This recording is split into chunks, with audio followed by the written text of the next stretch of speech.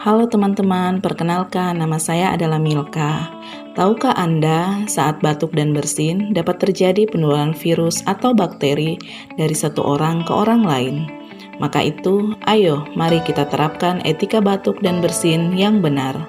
Yang pertama, tutup mulut dengan tisu jika batuk atau bersin.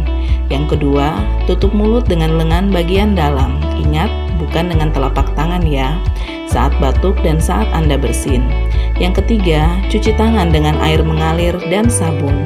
Yang keempat, buang tisu yang sudah digunakan ke dalam tempat sampah. Dan yang kelima, gunakan masker jika sedang batuk atau flu.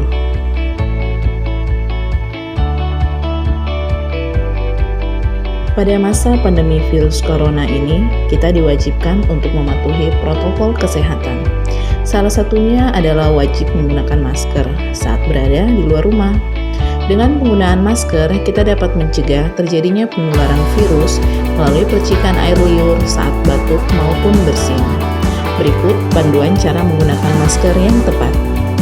Yang pertama, sebelum memasang masker, cuci tangan pakai sabun dan air mengalir minimal 20 detik, atau bila tidak tersedia, gunakan cairan pembersih tangan minimal alkohol 60%. Yang kedua, pasang masker untuk menutupi mulut dan hidung, dan pastikan tidak ada celah antara wajah dan masker.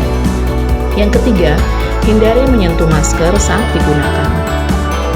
Keempat, ganti masker yang basah atau lembab dengan masker baru. Masker medis hanya boleh digunakan satu kali saja. Masker kain dapat digunakan berulang kali. Yang terakhir, untuk membuka masker, lepaskan dari belakang, jangan sentuh bagian depan masker. Untuk masker satu kali pakai, buang segera di tempat sampah tertutup atau kantong plastik. Untuk masker kain, segera cuci dengan deterjen. Untuk memasang masker baru, ikuti poin pertama.